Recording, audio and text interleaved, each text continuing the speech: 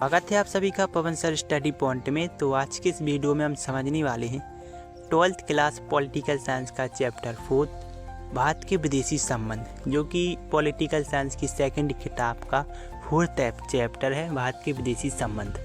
इसमें हम समझने वाले हैं कि भारत के जो विदेशी संबंध है किस प्रकार से रहे हैं, अंतर्राष्ट्रीय स्तर पर भारत ने किन किन देशों से अपने संबंध रखे हैं और संबंध के दौरान कौन कौन से व्यापार आदान प्रदान किए हैं और भारत कैसे एक गरीबी रेखा से ऊपर उभरा है और अभी भारत के किन किन देशों से संबंध रहे हैं, इन सब के बारे में हम इस चैप्टर में समझने वाले हैं।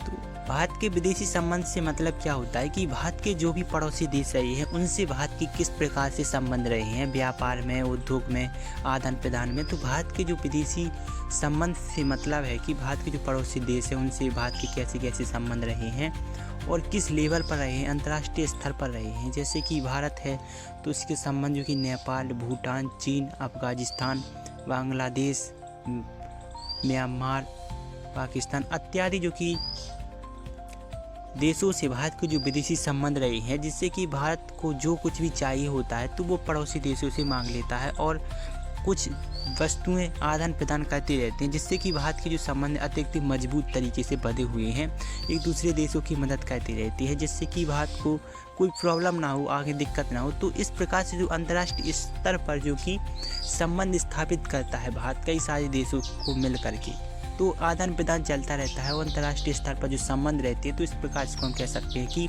भारत के विदेशी संबंध। अब आज़ादी के बाद की स्थिति क्या थी, जब भारत देश किन हालातों में आज़ाद हुआ। तो आज़ादी के बाद भारत की स्थिति क्या थी। तो आज़ादी के बाद भारत बड़ी विकट और चुनौतीपूर्ण अंतर्राष्ट्रीय परिस्थितियों में आज़ाद हुआ था। जो भारत था ना, बड़ी चुनौतीपूर्ण अंतर्राष्ट्रीय परिस्थितियों में आज़ाद हुआ था। दुनिया महायुद्ध की तबाही से अभी बाहर ही निकला था कि उनके सामने पुनर्निर्माण का सवाल प्रमुख था।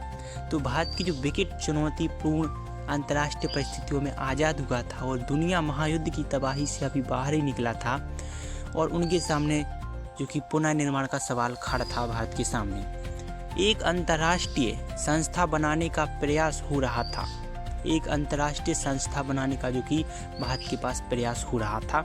नए देश भर उभर कर सामने आ रहे थे, नए जो कि देश भर उभर कर भारत के सामने आ रहे थे।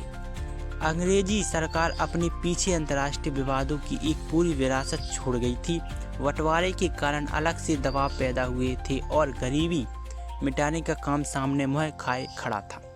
अब क्या था कि भारत की आज़ादी की जो स्थिति थी, जब भारत देश किन हालातों में आज़ाद हुआ था, उसके बाद भारत के सामने जो चुनौतीपूर्ण आई थी परिस्थितियों में आज़ाद हुआ था। तो भारत जो कि बड़ी चुनौतीपूर्ण अंतर्राष्ट्रीय परिस्थितियों में आज़ाद हुआ था। दुनिया भर जो कि महायुद्ध की तबाही से अभी बाहर ही निकला था कि उनके सामने जो कि पुनर्निर्माण का सवाल खड़ा था भारत के सामने। अंतर्राष्ट्रीय संस्था बनाने का भी प्रयास हो रहा था, नए देश भर उभर कर सामने आ रहे थे। अंग्रेजी सरकार अपने अंतर्राष्ट्रीय विवादों की पूरी तरह विरासत छोड़ गई थी। बंटवारे के कारण अलग से दबाव पैदा हो रहे थे और गरीबी मिटाने का काम मुँह खाए बैठा था कि भारत में जो गरीबी है उसको कैसे मिटाया जाए, क्योंकि उस समय भारत आज़ादी के बाद ही ऐसी समस्याएं जो कि भारत को देखनी पड़ी थी, इन सब को मिटाने का प्रयास करना पड़ा था कि भारत कैसी अपनी गरीबी रेखा को कम करे, सब लोगों को रोजगार दे। तो ऐसा सब जो कि आज़ादी के बाद ऐसी परिस्थिति आई थी जिसको पूर्ति करना भारत की जिम्मेदारी था। तो आज़ादी के बाद ऐसी चुनौती सामने आई उभर की।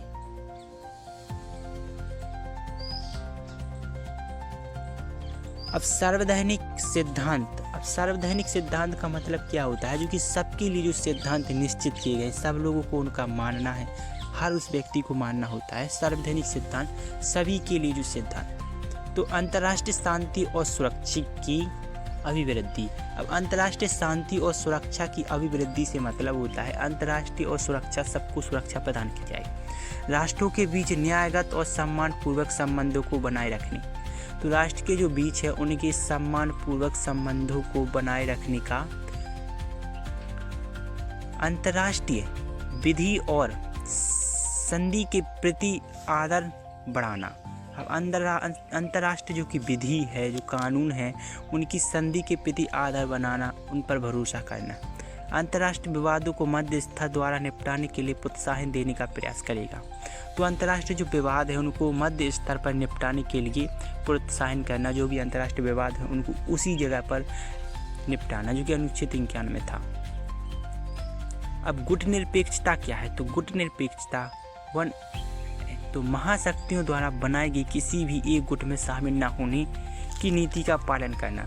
अब गुटनिरपेक्षता से अर्थ यह है कि महाशक्तियों द्वारा बनाई गई किसी भी गुट में शामिल न होने की नीति का पालन करना गुटनिरपेक्षता कहलाता है। अब कोई गुट आपस में मिल जाते हैं तो गुटनिरपेक्षा होता है। दो देश आपस में मिल गए तो एक गुटनिरपेक्षा हो गई, दोनों के संबंध अच्छे रहे और एक नए राष्ट्र का निर्माण करे। तो गुटनिरपेक्षा जो कि महाशक्तियों द्वारा बनाए गए किसी भी गुट में शामिल ना होने की स्वतंत्रता और नीति का पालन करना होता है गुटनिरपेक्षता, जो कि देशों ने भी अपनाया था। अब जैसे कि पंडित जवाहरलाल नेहरू ने भी कहा था कि गुटनिरपेक्षता की नीति का हम पालन तो करते हैं, लेकिन हम गुटनिरपेक्षता से तो स्वतंत्र हैं। हम किसी भी देश में मिल सकते हैं। हमारा देश ऐसा है कि हम गुट बना सकते हो, नहीं भी बना सकते हैं।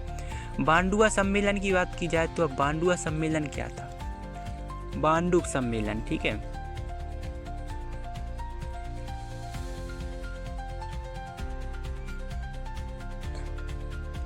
उन्नीस 1955 में इंडोनेशिया की बांडुग शहर में एफ्रो एशिया सम्मेलन हुआ, जिसमें गुटनिरपेक्ष आंदोलन की नींव पड़ी। अब 1955 में इंडोनेशिया की बांडुग शहर में एफ्रो एशिया सम्मेलन हुआ, जिसमें गुटनिरपेक्षता आंदोलन की नींव पड़ी। और सितंबर 1961 में बेलग्राम में प्रथम गुटनिरपेक्ष सम्मेलन के साथ इस आंदोलन का औपचारिक प्रारंभ हुआ। वर्तमान में इस आंदोलन में लगभग 120 देश शामिल थे और 18 सम्मेलन जून 2019 में अजरबैजान में संपन्न हुआ था। अब बांडुक सम्मेलन से तात्पर्य है कि 1955 में इंडोनेशिया में बांडुक शहर में एफ्रो एशिया सम्मेलन हुआ, जिसमें गुटनिरपेक्षता आंदोलन की नींव पड़ी। कहाँ पर? इंडोनेशिया के बांडुक शहर में, ठीक है। दूसरा है सितंबर 1961 में बेलग्रेड में प्रथम गुटनिरपेक्ष आंदोलन सम्मेलन के साथ इस आंदोलन का औपचारिक प्रारंभ हुआ। 1961 में प्रारंभ हुआ। वर्तमान में इस आंदोलन में लगभग 120 देश शामिल थे। 18 सम्मेलन जून 2019 में अजरबैजान में संपन्न हुए थे। तो जो बांडुक सम्मेलन हुआ था 1955 में। नेहरू जी की विदेशी नीति के प्रमुख उद्देश्य क्या थे? तो नेहरू जी की जो विदेशी नीति थी उनके प्रमुख उद्देश्य क्या थे? क्या उद्देश्य से इन्होंने विदेशी नीति का पालन किया, विदेशी नीति अपनाई? तो पंडित जवाहरलाल नेहरू ने जो कि विदेशी नीति अपनाने के प्रमुख उद्देश्य रहे हैं, जैसे कि संघर्ष से प्राप्त प्रभुत्वता, संप्रभुत्वता को बनाए रखना। अब संघर्ष से जो कि भारत देश आज़ाद हुआ था तो मतलब उसकी प्रभुत्वता को बनाए रखना, क्षेत्रीय अखंडता को बनाए रखना। अब क्षेत्र की जो अखंडता है कि बंटवारा ना हो, सबको एकत्रित रखना, तो क्षेत्रीय अखंडता को बनाए रखना। तीसरा, तेज गति से आर्थिक विकास। तो भारत का जो तेज गति से आर्थिक विकास कैसे किया जाए उन पर अमल करना। तो भारत का जो विकास किया जाए तेज स्तर पर, जिससे कि हर लोगों को भरपूर प्रयास हो सके, गरीबी से मुक्त हो सके। अब भारत की विदेशी नीति के तत्व क्या थे कि भारत ने जो विदेशी नीति अपनाई थी उसके प्रमुख तत्व क्या थे? अब गुटनिरपेक्ष, तो गुटनिरपेक्षता का मतलब क्या होता है? किसी गुट में शामिल ना होना।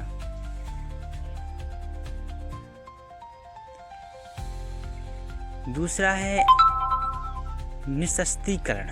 गुटनिरपेक्षता जो किसी भी गुट में शामिल ना होना। दूसरा निशस्त्रीकरण, बिना शस्त्र के, बिल्कुल बिना शस्त्र के, बिना हथियार के। तीसरा है वसुवैध कुटुंबकम, वसुधैव कुटुंबकम के आधार पर गुटनिरपेक्षता किसी भी गुट में शामिल ना होना। दूसरा निशस्त्रीकरण, बिना शस्त्र के, वसुधैव कुटुंबकम। और चौथा अंतर्राष्ट्रीय विवादों का शांतिपूर्वक हल, जो कि अंतर्राष्ट्रीय स्तर पर जो विवाद हैं उनको उसी क्षेत्र पर हल करना, ज़्यादा बात को आगे न बढ़ाना, ठीक है। पांचवा, अंतर्राष्ट्रीय मामलों में स्वतंत्रता पूर्वक एवं सक्रिय भागीदारी।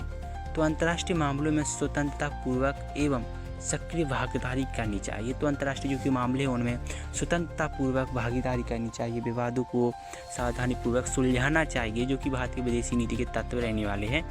अब साम्राज्यवाद का विरोध, अब जो कि साम्राज्यवाद पार्टी है, जैसे मान लो साम्राज्यवाद है कोई भी, तो उसका विरोध कि वो साम्राज्य तरीके से ना रहे, कानून के तरीके से रहे, तो कोई साम्राज्यवाद का भी विरोध करना भारत की विदेशी नीति तत्व के अंतर्गत आता है, देखने को मिलता है।